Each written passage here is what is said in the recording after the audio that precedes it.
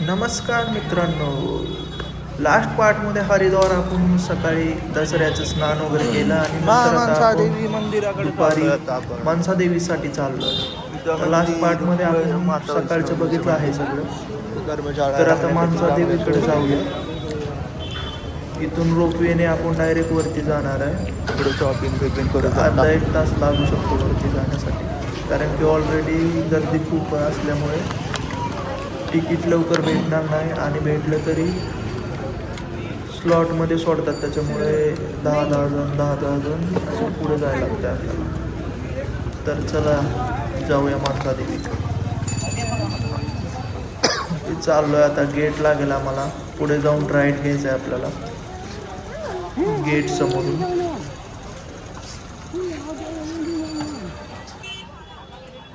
हे गेट आहे मनसादेवी.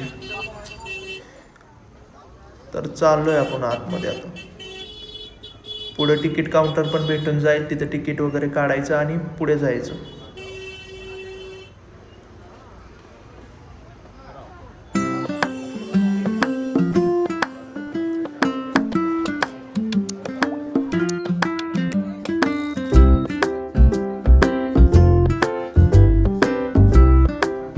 हे समोर आपल्याला तिकीट काउंटर दिसेल आता. जे ग्रीनरी केलं आहे त्याच्या समोरच आपल्याला तिकीट काउंटर दिसतं आहे. आता तिकीट घेऊया आपण. आमच्यातल्या एका जणाला पाठवून तिकीट घेणार आहे आम्ही.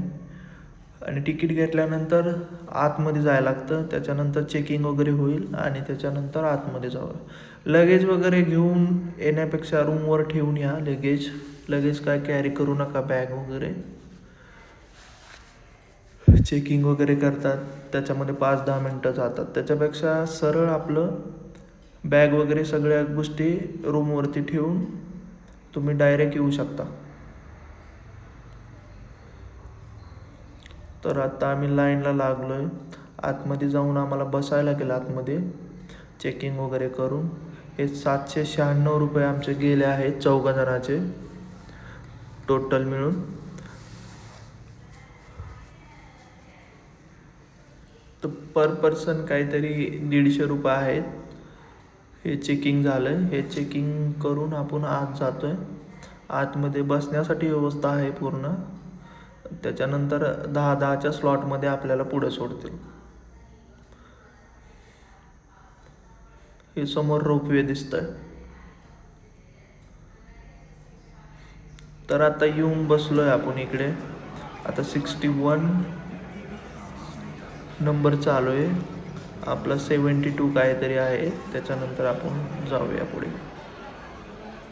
61 नंबर आहे आत्ता चालू. 62 नंबर आपला आहे. त्याच्यानंतर आपण रोपवेने आतमध्ये जाऊया.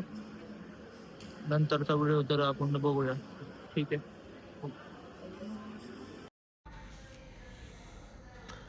आता आपला टाईम आला आहे, आपण चाललो आहे बसण्यासाठी.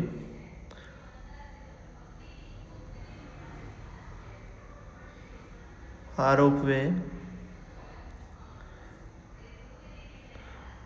10 मिनिटामध्ये आपण वरती जातो. फक्त 10 मिनटं लागतील वरती जाण्यासाठी. जर ट्रेकिंग करण्यासाठी तुम्हाला टाईम असेल, तुम्ही फक्त हरिद्वार फिरण्यासाठी आलाय खास, तर तुम्ही जाऊ शकता आरामात ट्रेकिंग वगैरे करून. काही प्रॉब्लेम नाही, एवढं पण अवघड ट्रेकिंग नाही आहे. पण आम्हाला टाईम नसल्यामुळे आम्हाला पुढं केदारनाथला जायचं आहे, त्याच्यामुळे आम्हाला फास्ट बघून जायला लागणार आहे, कारण की जास्त टाईम वेस्ट करून चालणार नाही. कारण की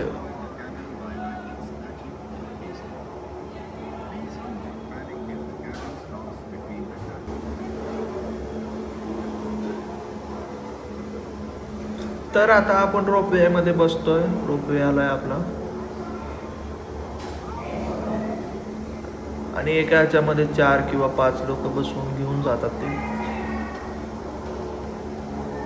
मिनिमम 4 लोक. तर आता बसलो आम्ही रोपवेमध्ये बसून वरती जाणार आहे आम्ही.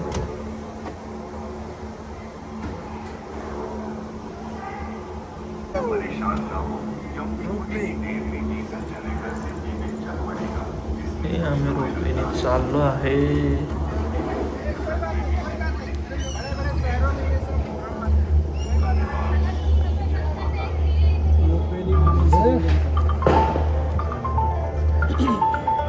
वरतून खूप चांगले आणि सुंदर असे नजारे दिसत आहे आपल्याला. खूपच सुंदर. वरतून आपल्याला गंगा नदी पण पाहायला भेटेल. आपण येताना त्याचा व्हिडिओ काढूया. हे बघा, पूर्ण डोंगर आहे आणि डोंगरावरती मानसादेवी मंदिर आहे.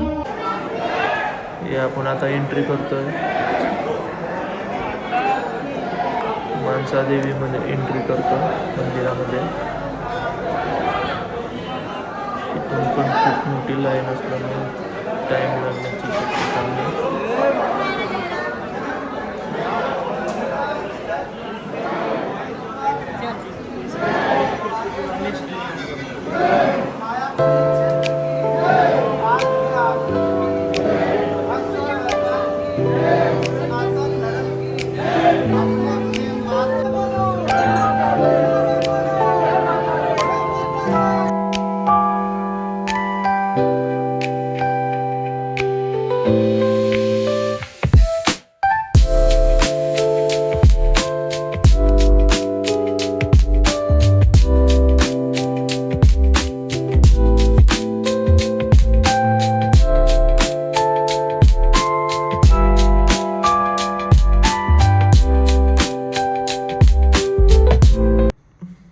तर आपल्याला बघायला भेटेल पुढे मानसादेवी मंदिर. पण आपल्याला व्हिडिओ शूट वगैरे करता येणार नाही कारण की प्रतिबंधित आहे. त्याच्यामुळे आपल्याला व्हिडिओ काय शूट करता आला नाही. तर भेटूया पुढे. तर आता चाललोय आपण. ह्याच्यासाठी पण खाली जाण्यासाठी पण टाईम लागतो. जसा नंबर येईल आपला तसा आपल्याला रोपवे भेटून जाईल. अर्धा तास लागला होता आम्हाला खाली येण्यासाठी. लाईनमध्येच थांबलो होतो आम्ही अर्धा तास.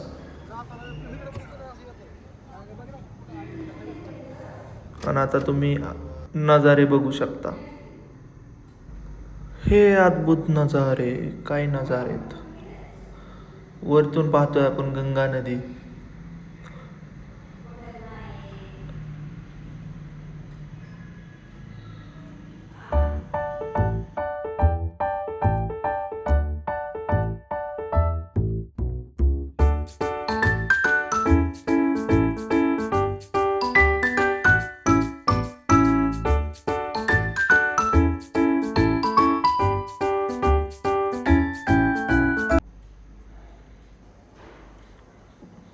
चला तर आता एक्झिट घेऊया आपण इथून.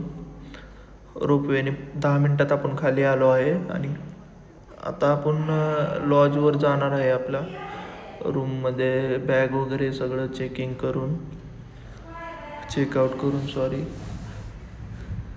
पुढे जाणार आहे आपण. त्याच्यानंतर आपण डायरेक्ट ऋषिकेशला जाणार आहे. आता हे सगळं हे करून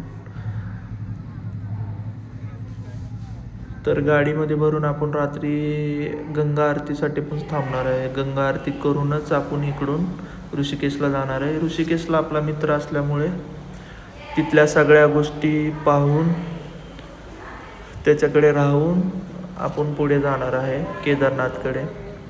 तर केदारनाथच्या पहिले तर आपण गंगोत्रीला जाऊ. गंगोत्रीवरून यमुनोत्रीवरून केदारनाथवरून बद्रीनाथ असा आपला प्रवास राहणार आहे पुढचा. ही गंगा नदी आणि पूल रात्री खूप छान दिसतात. याच्यावरती लाइटिंग वगैरे असल्यामुळे खूप सुंदर असे नजारे दिसतात. ही गंगा नदी आहे.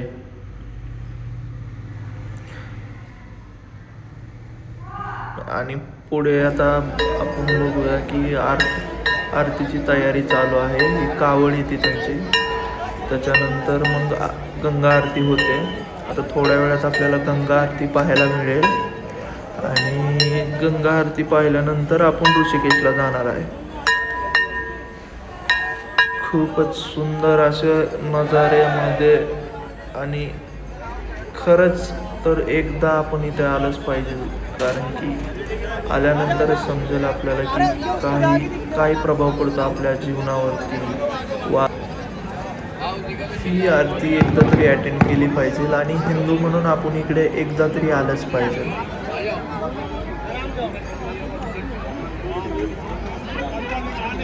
याच्यानंतर पूर्ण तयारी झाल्यानंतर इकडे आरती होईल.